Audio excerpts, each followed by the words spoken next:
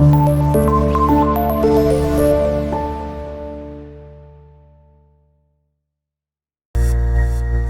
वालेकुम एवरीवन। इस लेक्चर में हम करने जा रहे हैं आपका ग्रामर का पार्ट ए, और इस पार्ट में वो हमसे कह रहे हैं identify whether each underlined word is a concrete noun और एन एब्स्ट्रैक्ट नाउन। हमें ये बात पता है, लास्ट ईयर हमने की हुई है कि कॉन्क्रीट नाउन्स वो होते हैं जो ऐसी चीजें जिनको हम हाथ लगा सकें, जिनको हम देख सकें। एब्स्ट्रैक्ट नाउन्स वो होती हैं जो कि कॉन्सेप्ट्स के नाम होते हैं, एक्टिविटीज के नाम होते हैं, लेकिन वो कोई फिजिकल चीज नहीं होती जिसको हम देख सकते हैं या हाथ लगा सकते हैं। ठीक हो गया। इसकी बेहतर एग्जांपल्स आपको इस एक्सरसाइज में ही मिलेंगी, मैं आपको साथ साथ समझाती जाऊंगी। पहला जो सेंटेंस हमारे पास आ रहा है उसमें लिखा है she puts much effort into her studies as she wants to score good marks, यानी कि वो अपनी पढ़ाई में काफी मेहनत करती है क्योंकि वो बेहतर या अच्छे मार्क्स हासिल करना चाहती है। अच्छा, अब इसमें जो वर्ड है एफर्ट उसको अंडरलाइन किया हुआ है और स्टडीज को अंडरलाइन किया हुआ है। एफर्ट जो होती है वो होती है आपकी मेहनत, आपकी कोशिश। ये कोई चीज नहीं है जिसको हाथ लगाया जा सके या फिजिकल स्टेट में नहीं है चीज, तो ये हमारी हो जाएगी एब्स्ट्रैक्ट नाउन एफर्ट। फिर हमारे पास जो अगला वर्ड है वो है स्टडीज। स्टडीज का मतलब होता है पढ़ाई।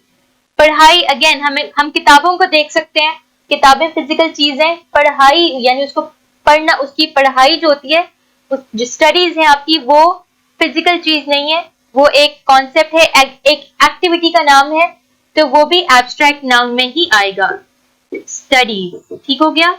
अगला सेंटेंस हमारे पास है they recommended him for his justice and truthfulness, यानी कि उन्होंने उसको उसके इंसाफ और सच्चाई की वजह से रेकमेंड किया, यानी कि उसको फेवर किया, उसकी तरफदारी की, या उसको आगे रेफर कर दिया कि जी ये बंदा काफी अच्छा है इस वजह से।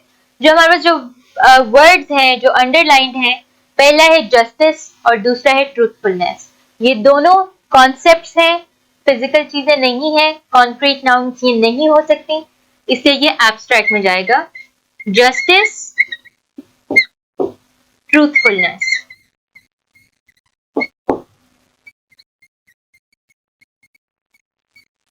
जस्टिस का मतलब है इंसाफ, ट्रूथफुलनेस का मतलब है सच्चाई। अगला सेंटेंस है keep the balls in that basket, यानी कि गेंदों को उस टोकरी में रखो। अब जो बॉल है वो फिजिकल आइटम है जिसको देखा जा सकता है, जो कि मौजूद होती है, वो हमारा आ जाएगा कॉन्क्रीट नाउन में। अगला हमारे पास वर्ड है बास्केट, यानी कि टोकरी। ऑफ कोर्स उसकी एक शक्ल है, आपके सामने एक चीज है, फिजिकल है, तो वो भी हमारी कॉन्क्रीट नाउन में आ जाएगी। कॉन्क्रीट का मतलब होता है सॉलिड, कोई चीज जो कि सॉलिड है और जो सामने है। Number 4, the dishonest trader is losing the trust of his customers, यानी कि बेईमान ताजिर अपने ग्राहकों का यकीन या एतबार खो रहा है। अच्छा, ट्रेडर एक शख्स है, उसको हम देख सकते हैं, उसको हम पॉइंट कर सकते हैं, तो ट्रेडर हो जाएगा कॉन्क्रीट। और फिर हमारे पास वर्ड है ट्रस्ट का। ठीक हो गया। अब ट्रस्ट जो है वो एक कॉन्सेप्ट है, एक फिजिकल चीज नहीं है, तो वो एब्स्ट्रैक्ट में आ जाएगी। फिर हमारे पास अगला वर्ड है कस्टमर्स। कस्टमर भी हम देख सकते हैं, हम उनको आइडेंटिफाई कर सकते हैं, तो ये कॉन्क्रीट नाउन है। ओके।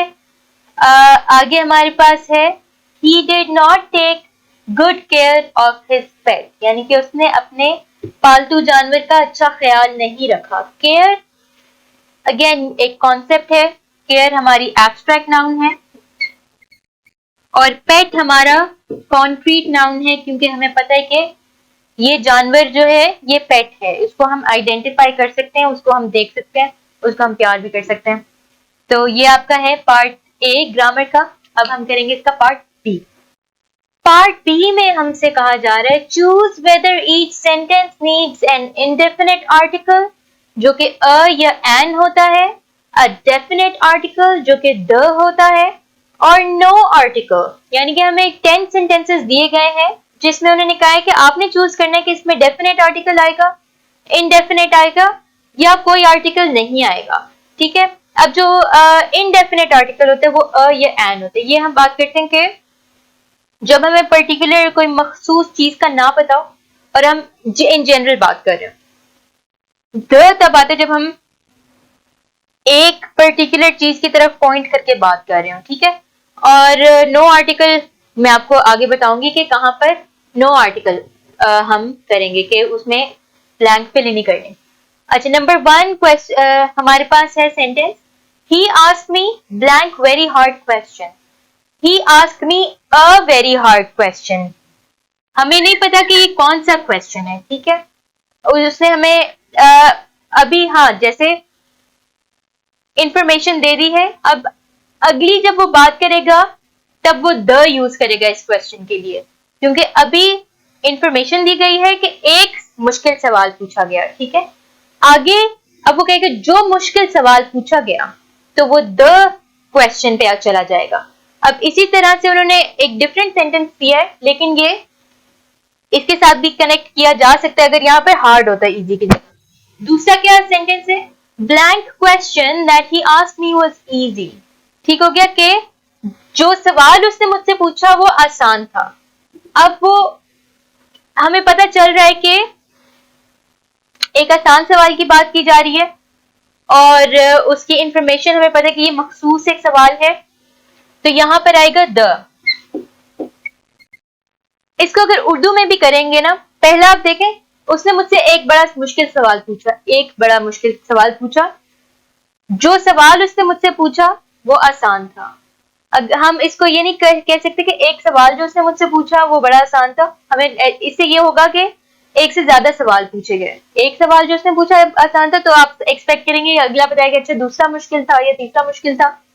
तो यहाँ पर मखसूस एक ही सवाल की बात हो रही है, तो यहाँ पर द आ रहा है, ये डेफिनेट आर्टिकल आ रहा है। ठीक है, कुड यू। अच्छा, फिर नंबर 3 जो यहाँ पर है, have you seen blank my scarf. अब ये वाला जो सेंटेंस है मैंने यहाँ नहीं लिखा क्योंकि इसको फिल इन द ब्लैंक में ब्लैंक को हमने फिल ही नहीं करना। Have you seen my scarf, क्योंकि उसमें माई स्कार्फ आ रहा है तो उसमें साथ कोई आर्टिकल नहीं लगेगा, क्योंकि जो माई का वर्ड है वो ही हमें इनफ इंफॉर्मेशन दे रहा है।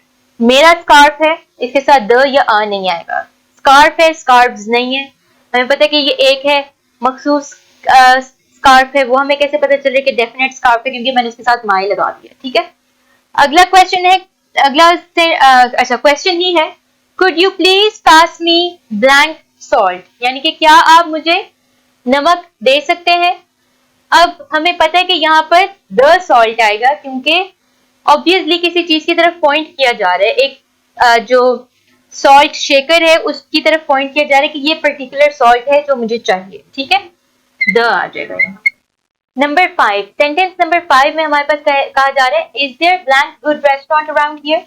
इसमें हम अ यूज करेंगे कि क्या यहाँ पर कोई अच्छा रेस्टोरेंट है। ये हमें नहीं पता कि कोई पर्टिकुलर रेस्टोरेंट की बात हो रही है, यहाँ पर किसी भी रेस्टोरेंट की बात हो रही है जो कि अच्छा है।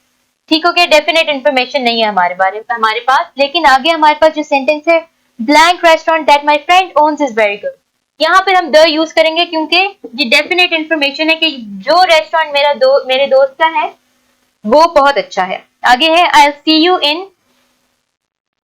अच्छा, यहाँ पर वो कह रहे I will see you in a week, कि मैं आपसे एक हफ्ते में मिलूंगा। एक हफ्ता, द वीक नहीं होगा क्योंकि हमें नहीं पता कि द वीक यहाँ पर नहीं सेट होगा। हम एक हफ्ते की बात करें तो एक आएगा अ। ठीक हो गया, अब इसमें कुछ सेंटेंसेस हैं जिसमें कोई आर्टिकल नहीं आएगा, जो कि नंबर 7 है। उसमें कहा जा रहा है I have several blank good friends. I have several good friends, several हमें कंप्लीट इंफॉर्मेशन दे रहा है, इसमें हमें आर्टिकल कोई भी ऐड करने की जरूरत नहीं है। फिर है नंबर 8, नंबर 8 में कह रहे हैं blank UAE is a beautiful country.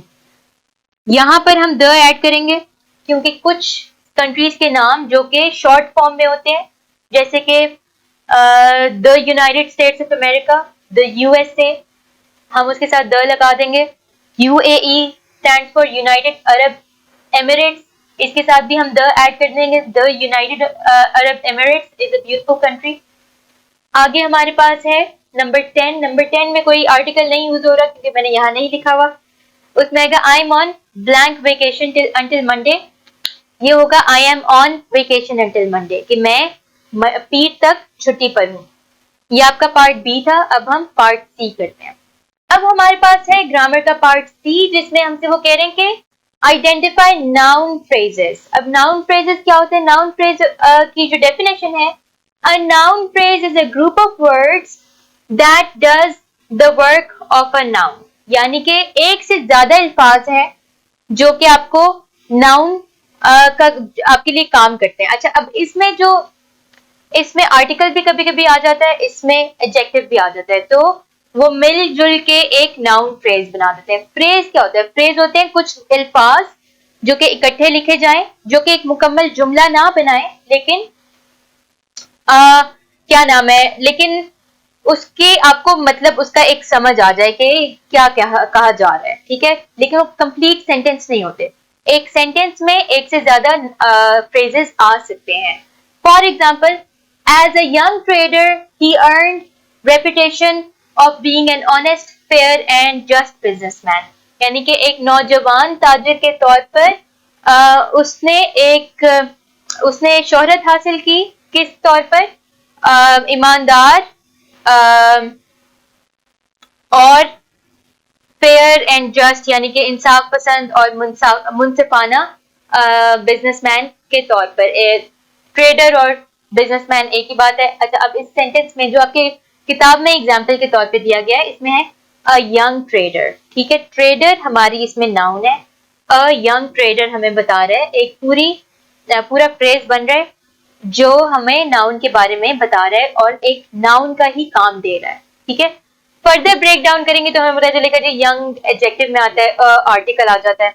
इसी तरह N honest, fair and just businessman, noun इस फ्रेज में है बिजनेसमैन, लेकिन उस नाउन को मुकम्मल करने के लिए, उस नाउन को सॉलिड बनाने के लिए, स्टैंड अलोन करने के लिए हमारे पास जो इंफॉर्मेशन आ रही है, N honest, fair and just, ठीक है, यानी कि ईमानदार, मुनसफाना और इंसाफ पसंद बिजनेसमैन, ठीक हो गया। अब ऐसे हमारे पास 5 सेंटेंसेस हैं जिनको हमने सॉर्ट आउट करना है, जिनमें हमने नाउन फ्रेजेस निकालने हैं। This is an old fashioned hat, an old fashioned hat, ये हमारी नाउन फ्रेज है। इसमें आर्टिकल भी आ रहा है, इसमें एडजेक्टिव भी आ रहा है और फिर नाउन आ रहा है।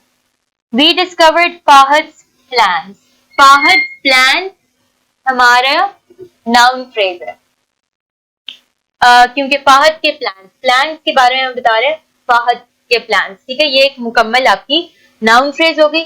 आगे हमें कह रहे हैं a rolling stone gathers no moss. अच्छा, पार्ट 2 का जो मतलब है कि हमने फाहद के प्लान्स को या मंसूबों को दरियाफ्त कर लिया।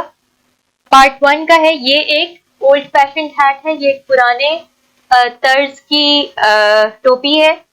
अ rolling stone gathers no moss, ये एक इडियम है। इसका मतलब ये होता है कि एक इंसान जो एक जगह पर नहीं टिकता, उसका कोई फायदा नहीं होता। एक जगह पर आपको रुक के ही काम करना चाहिए ताकि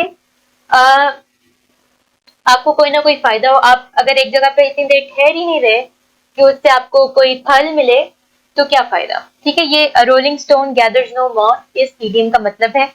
यहाँ पे नाउन फ्रेज हमारे पास है अ रोलिंग स्टोन, ठीक हो गया। अ रोलिंग स्टोन है कि एक रोल होता हुआ, एक चलता हुआ जो पत्थर है, वो कोई मॉस जो है, क्या कहते हैं, घास नहीं हासिल कर सकता, जमा कर सकता।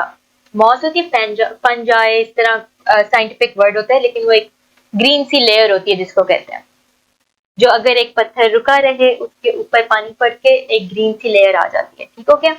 तो अगर रुकेगा नहीं, चलता रहेगा, तो उससे वो ग्रीन लेयर नहीं आएगी मॉस की, ठीक है। Number 4, the recent flood cause heavy damage, के जो हाल ही में आया हुआ सैलाब है उसने बहुत ज्यादा नुकसान पहुंचाया। यहाँ पर हमारे पास जो नाउन फ्रेज है वो है द रीसेंट फ्लड। आगे है N oral presentation can be interesting, यानी कि एक स्पीकिंग प्रेजेंटेशन जो है वो दिलचस्प हो सकती है। ओरल एंड ओरल प्रेजेंटेशन हमारा आ जाएगा यहाँ पर नाउन फ्रेज। काफी आसान सा ये टॉपिक है, आपने बस ये देखना कि नाउन के पीछे कौन सी लाइन है वर्ड की, उसमें एडजेक्टिव आ रहा है, उसमें आर्टिकल आ रहा है, या जैसे यहाँ पर फाहद प्लान्स आ रहा है, तो वो आपने समझ जाना कि जी ये नाउन फ्रेज है, उसमें वर्ब नहीं आती, डिस्कवर्ड नहीं आया, गैदर्स नहीं आया, यहाँ पर इस तरह से आपकी बन जाएगी एक नाउन फ्रेज। अगर आपको ये पेपर में आए तो ये आपको इस तरह से आती होगी। कोई क्वेश्चंस हो तो मुझसे जरूर पूछें, मैं आपसे मिलूंगी नेक्स्ट लेक्चर में, तब तक के लिए अल्लाह हाफ़िज़।